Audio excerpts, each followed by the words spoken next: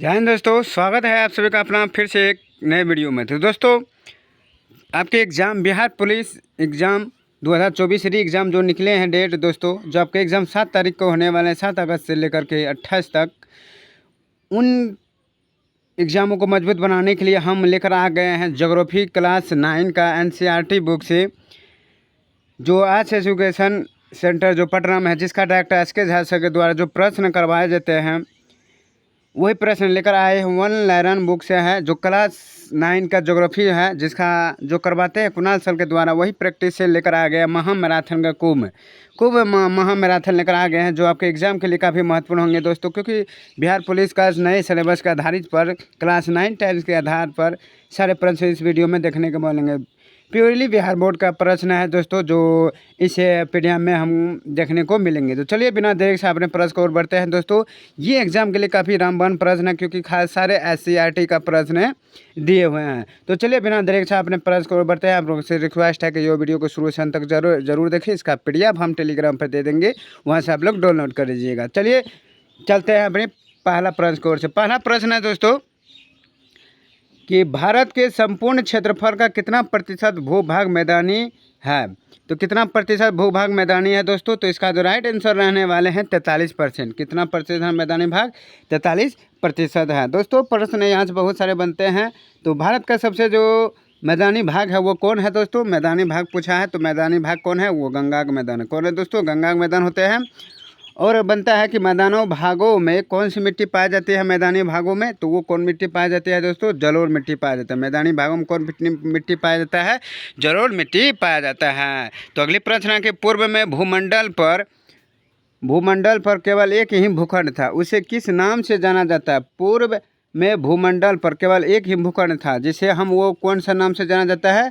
Pangaea के नाम से जाना जाता है। किससे दोस्तों? पेंजिया के नाम से। अगली प्रश्न है कि शिवकिला दर्रा भारत के किस राज्य में है? शिवकिला दर्रा भारत के किस राज्य में है दोस्तों? तो हिमाचल प्रदेश में। कहाँ पर है? हिमाचल प्रदेश में है दोस्तों। कहाँ? हिमाचल प्रदेश में। कौन दर्रा? शिवकिला दर्रा भारत के किस राज्य में? हिमाचल प्रदेश में है दोस्तों। और वो दर्रा इससे संबंधित है हिमाचल प्रदेश से। हिमाचल प्रदेश से है कि रोहतांग दर्रा कहाँ है? कौन? रोहतांग दर्रा कहाँ है दोस्तों? वो भी कहाँ है? हिमाचल ही प्रदेश में है। कहाँ पर है? हिमाचल प्रदेश में है। अगली प्रश्न है कि नथुला दर्रा किस राज्य में स्थित है? कौन? नथुला दर्रा जो दोस्तों किस राज्य में है? तो वो सिक्किम राज्य में। कहाँ पर है दोस्तों? सिक्किम राज्य में है। और इससे सिक्किम राज्य से और एक दर्रा है जोलपाला दर्रा। कहाँ पर है दोस्तों? वो सिक्किम में भी है। अगली प्रश्न है कि माउंट एवरेस्ट की ऊंचाई वर्तमान में कितनी है? कौन पूछा? वर्तमान में तो 8,848 मीटर है। कौन? माउंट एवरेस्ट की ऊंचाई। दोस्तों माउंट एवरेस्ट कहाँ पर है? तो ये नेपाल में स्थित है। ये भी प्रश्न याद रखिएगा।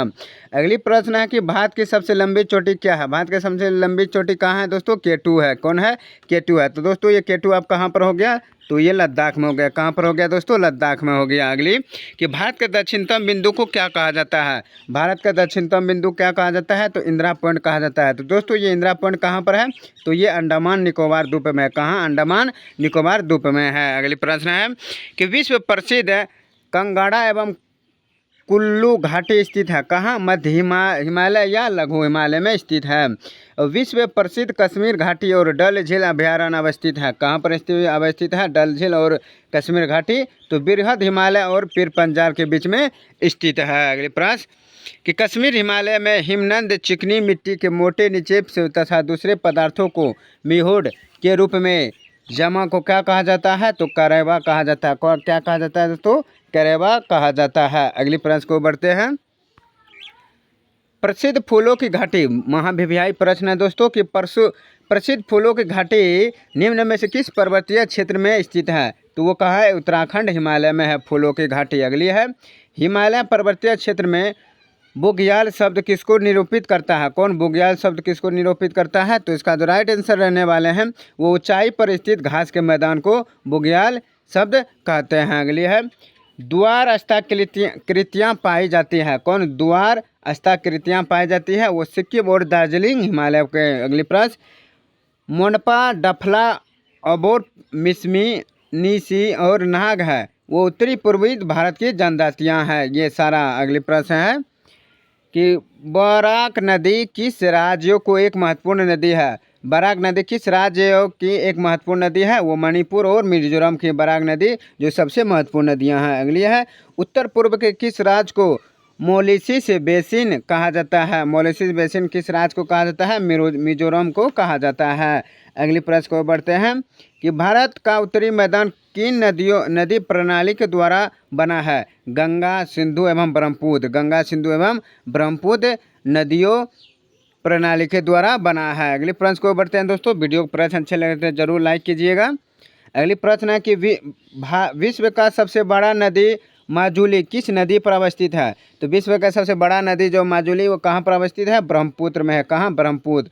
नदी मैदान के संदर्भ में वो दोआब का अर्थ है। नदी मैदान के संदर्भ में जो दोआब का अर्थ है वो क्या होता है? दो नदियों के बीच का भाग होता है, दोआब का अर्थ। अगली प्रश्न को बढ़ते हैं कि पंजाब के मैदान का निर्माण किन नदियों के द्वारा होता है? पंजाब के मैदान जो नदियां हैं वो किन नदियों द्वारा निर्माण? तो सिंधु, झेलम, चनाब, रावी, ब्यास एवं सतलुज नदी।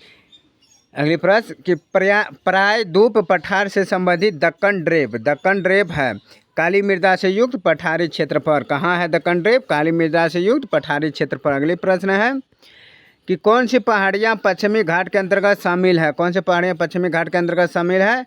अन्नामलाई, नीलगिरी और नल्लामाला। अगली प्रश्न प्रायद्वीपीय पठार की सबसे ऊंची चोटी है? प्रायद्वीपीय पठार की जो सबसे ऊंची चोटी है वो अन्नाई मुंडी है। अगली पूर्वी घाटी और पश्चिमी घाट निम्नलिखित में से किन पहाड़ियों में आपस में मिलते हैं? वो नीलगिरी की पहाड़ियों में आपस में मिलती है, पूर्व घाटी और पश्चिमी घाटी। अगली ऊटी के नाम से किसे जाना जाता है? ऊटी के नाम से किसे जाना जाता है? तो हम उदघमंडलम जिसे हम हिल स्टेशन कहते हैं। अगली प्रश्न मेघालय के पठार को जनजातियों के आधार पर कितने भागों में बांटा गया है? वो 3 भागों में। कौन? गारो, खासी और जयंतिया से बांटा गया है। अगली है पूर्वी घाट का विस्तार है। पूर्वी घाट का विस्तार है महानदी घाटी से दक्षिण में नीलगिरी तक। पूर्वी घाटी का विस्तार है महानदी घाटी से दक्षिण में नीलगिरी तक। अगली है बरखान अस्ताकृतियाँ का संबंध है। बरखान अस्ताकृतियाँ का संबंध है मरुस्थल से। किससे संबंध है? मरुस्थल से। अगली है कि पाक जल संधि और मन्नार की खाड़ियाँ किसके बीच अवस्थित है? किसके बीच अवस्थित है? पाक जल संधि और मन्नार खाड़ियाँ वो भारत और श्रीलंका के बीच अवस्थित है। अगली प्रश्न कि भारत का एकमात्र सक्रिय ज्वालामुखी द्वीप अवस्थित है। कहाँ पर है? वो मध्य अंडमान के पूर्व में, मध्य अंडमान के पूर्व में अवस्थित है। अगली प्रश्न कि 10 डिग्री चैनल किसके पृथक करता है? 10 डिग्री का चैनल किसके पृथक करता है? तो अंडमान निकोबार से। अगली प्रश्न अंडमान निकोबार द्वीप समूह में किस प्रकार के वन पाए जाते हैं? अंडमान निकोबार द्वीप समूह में किस प्रकार के वन पाए जाते हैं? तो सदाबहार वन पाए जाते हैं। अगली है पिट्टी द्वीप जहां मनुष्य का आवास नहीं है वहां एक पंछी अभयारण्य है जो कि भारत में यह किस जगह पर स्थित है? तो लक्षद्वीप में स्थित है। कहाँ? लक्षद्वीप में। चलिए अब अगली प्रश्न है स्थित एवं विस्तार से समझ दीजिए। दोस्तों ये देखिए ज्योग्राफी का समझिए है पहला चैप्टर अध्याय का है। आप लोग जाकर भी देख सकते हैं। प्योरली आपको एनसीईआरटी SCERT प्रश्न पर आधारित प्रश्न है। अगली प्रश्न क्षेत्रफल की दृष्टि से भारत का विश्व में कौन सा स्थान है? 7वां स्थान है। भारत का अक्षांशीय एवं दशांतरीय विस्तार में लगभग कितने डिग्री का अंतर होता है? 30 डिग्री का अंतर होता है। भारत का स्थलीय सीमा रेखा तटीय सीमा रेखा से लगभग कितनी बड़ी है? दुगुनी है। कितना है? दुगुनी है। अगली भारत एवं चीन के बीच की सीमा रेखा क्या कहते हैं? मैकमोहन लाइन कहते हैं। किसका? भारत और चीन के बीच का। अब बताएं कि भारत और पाकिस्तान के बीच क्या सीमा रेखा का नाम क्या है दोस्तों? तो रेड क्लिफ है। क्या दोस्तों? रेड क्लिफ है। ये प्रश्न याद रखिएगा। अगले प्रश्न 23.5 डिग्री उत्तरी अक्षांश को क्या कहते हैं? तो कक्र रेखा कहते हैं। क्या कहते हैं? कक्र रेखा कहते हैं। अगले प्रश्न है दोस्तों कि क्षेत्रफल की दृष्टि से विश्व का सबसे बड़ा देश कौन सा है? तो रूस है। क्षेत्रफल के दृष्टि से विश्व का सबसे बड़ा देश है। तो भारत का विश्व का सबसे बड़ा देश कितने पर है? अगला प्रश्न है कि भारत में कुल कितने केंद्र शासित प्रदेश हैं? 8 केंद्र शासित प्रदेश है। भारत में अरुणाचल प्रदेश और कच्छ के बीच स्थलीय सीमा में कितने घंटों का अंतर होता है? 2 घंटों का अंतर होता है। कितना घंटे को? 2 घंटे का अंतर। अगली प्रश्न भाई कि भारत की स्थल सीमा कितने देशों को छूती है? 7 देशों को छूती है भारत का स्थल सीमा। बिहार का शोक नदी किसे कहा जाता है? कोसी कहा जाता है। तो कोसी नदी कहाँ है दोस्तों? नेपाल में स्थित है। कहाँ? नेपाल में स्थित है। अगली प्रश्न है कि भारतीय संघराज्य का दक्षिण बिंदु है। भारतीय संघराज्य का जो दक्षिण बिंदु है वो इंदिरा पुंड है। कौन बिंदु है? दक्षिण बिंदु क्या कहते हैं? इंदिरा पुंड। और उत्तर बिंदु कौन कहते हैं दोस्तों? तो इंदिरा कोल कहते हैं। क्या कहते हैं? इंदिरा कोल कहते हैं। जो ये कहाँ है दोस्तों? तो ये लद्दाख में है। अगली प्रश्न, क्षेत्रफल के आधार पर भारत का सबसे बड़ा एवं सबसे छोटा राज्य क्रमशः कौन सा है? राजस्थान, गोवा है सबसे बड़ा और छोटा राज्य। अगली है कि भारतीय राज्य या केंद्र शासित प्रदेश चीन की सीमा को स्पर्श करता है। वो हिमाचल प्रदेश, उत्तराखंड, जम्मू और कश्मीर, सिक्किम। उत्तराखंड, उत्तर प्रदेश, बिहार, पश्चिम बंगाल और सिक्किम राज्य की सीमाएं कितने देश को छूती है? किस देश को छूती है? तो नेपाल देश को छूती है।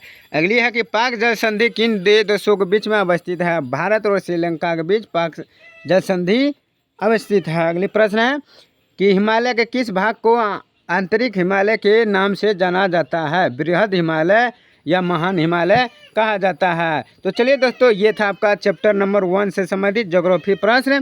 अब इससे आएंगे उपहार स्वरूप पर अध्याय 2 से लेकर आएंगे ज्योग्राफी का अगली प्रश्न, सॉरी दोस्तों, ज्योग्राफी का प्रश्न। तो चलिए आज के लिए इतना ही। अगर प्रश्न अच्छे लगे तो दोस्तों जरूर लाइक कीजिएगा और चैनल पर जो लोग पहली बार जुड़े हैं प्लीज़ सब्सक्राइब करना ना भूलें। चलिए फिर इससे अगली बार पाठ लेकर आएंगे अध्याय 3 के साथ। पहला देखे थे भौतिक स्वरूप, तब उसके बाद विस्तारित देखे थे, आप लिखेंगे अगला पाठ लेकर आएंगे। चलिए आज के लिए इतना ही। वीडियो पसंद जरूर लाइक कीजिएगा दोस्तों। इसका PDF हम टेलीग्राम पर दे देंगे, जिसका लिंक हम नीचे दे दिए हैं। आज के लिए इतना ही। धन्यवाद। जय हिंद।